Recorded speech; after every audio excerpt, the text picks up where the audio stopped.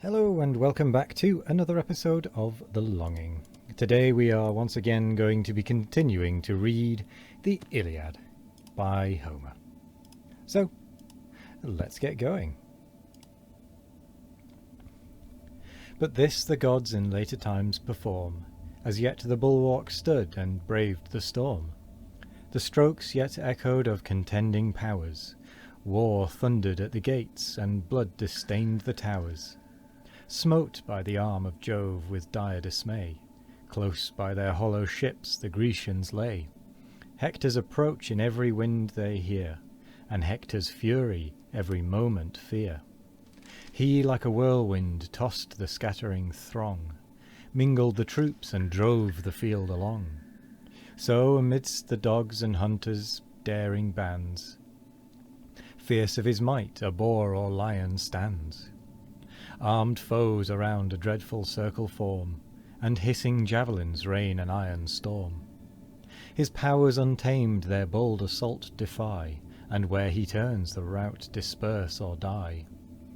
He foams, he glares, he bounds against them all, and if he falls, his courage makes him fall.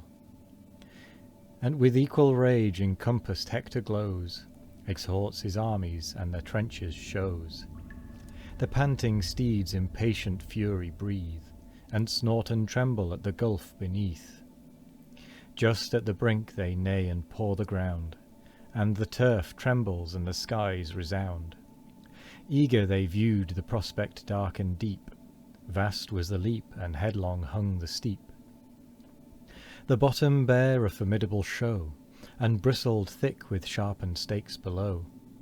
The foot alone this strong defence could force, and try the pass impervious to the horse. This saw Polydamas, who wisely... This saw Polydamas, who wisely brave, restrained great Hector, and this counsel gave. O thou bold leader of the Trojan bands, and you confederate chiefs from foreign lands, what entrance here can cumbrous chariots find, the stakes beneath, the Grecian walls behind? No pass through those without 1,000 wounds, no space for combat in yon narrow bounds. Proud of the favours mighty Jove has shown, on certain dangers we too rashly run. If 'tis will our haughty foes to tame, O may this instant end the Grecian name.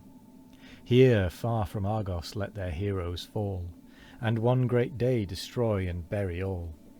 But should they turn and here oppress our train, what hopes, what methods of retreat remain? Wedged in the trench by our own troops confused, in one promiscuous carnage, crushed and bruised. All Troy must perish if their arms prevail, nor shall a Trojan live to tell the tale. Hear then, ye warriors, and obey with speed. Back from the trenches let your steeds be led. Then all alighting, wedged in firm array, proceed on foot, and Hector lead the way. So Greece shall stoop before our conquering power, and this, if Jove consent, her fatal hour. Polydamas advising Hector. This counsel pleased the godlike Hector sprung, swift from his seat his clanging armour rung.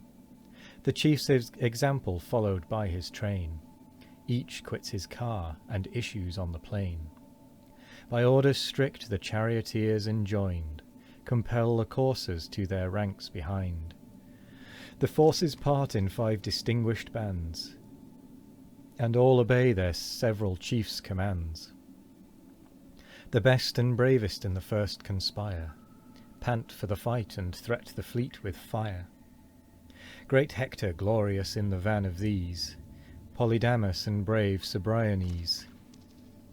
Before the next the graceful Paris shines, and bold Alcathous and Agenor joins. The sons of Priam with the third appear, Deiphobus and Helenus the seer.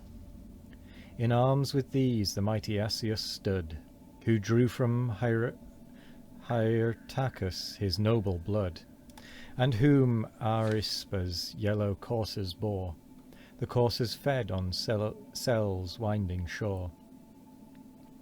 Antenor's sons the 4th battalion guide, and great Cneus borne on Fountful eyed. Divine Sarpedon the last band obeyed, whom Glaucus and Asteropaeus aid. Next him the bravest of their armies head, but he more brave than all the hosts he led. Now with compacted shields in close array, the moving legions speed their headlong way. Already in their hopes they fire the fleet, and see the Grecians gasping at their feet. While every Trojan thus and every aid the advice of wise Polydamas obeyed, Asius alone confiding in his car, his vaunted coursers urged to meet the war. Unhappy hero, and advised in vain, those wheels returning ne'er shall mark the plain. No more those coursers with triumphant joy restore their master to the gates of Troy. Black death attends behind the Grecian wall, and great Idomeneus shall boast thy fall. Fierce to the left he drives where from the plain the flying Grecians strove their ships to gain. Swift through the wall their horse and chariots passed, the gates half opened to receive the last. Thither exulting in his force he flies, his following host with clamours rend the skies. To plunge the Grecians headlong in the main, such their proud hopes, but all their hopes were vain.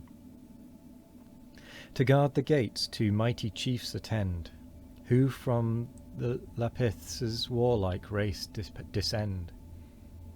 This Polypoetes, great Perithous' heir, and that Leontius like the god of war. As 2 tall oaks before the wall they rise, their roots in earth, their heads amidst the skies, whose spreading arms with leafy honours crowned forbid the tempest and protect the ground. High on the hills appears their safe stately form, and their deep roots for ever brave the storm. So graceful these, and so the shock they stand of raging Asius and his furious band. Orestes, Acamas in front appear, and Oenomus and Thun close the rear. In vain their clamours shake the ambient fields, in vain around them beat their hollow shields. The fearless brothers on the Grecians call, to guard their navies and defend the wall.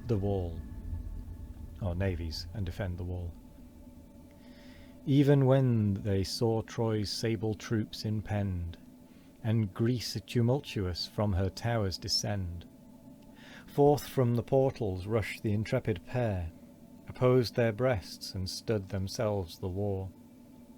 So 2 wild boars spring furious from their den, roused with the cries of dogs and voice of men.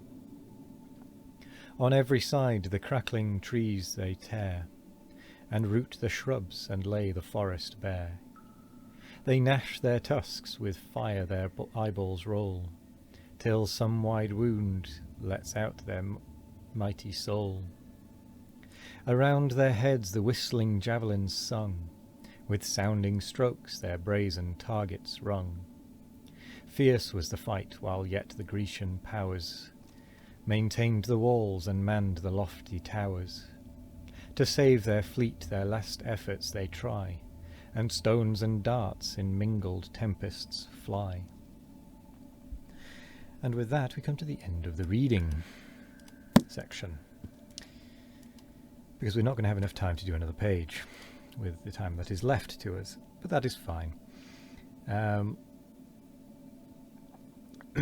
Excuse me. Yes, so I was going to say something, but I can't remember what it was, so never mind. Oh well. I will say my usual, thank you very much for joining me today, though. I hope you all have a wonderful morning, evening, afternoon or night. No matter what time of day it is, I hope you all have a wonderful one of it. And as always, Oh, excuse me. Excuse me. And as always, we will be back tomorrow for more of The Longing. Goodbye.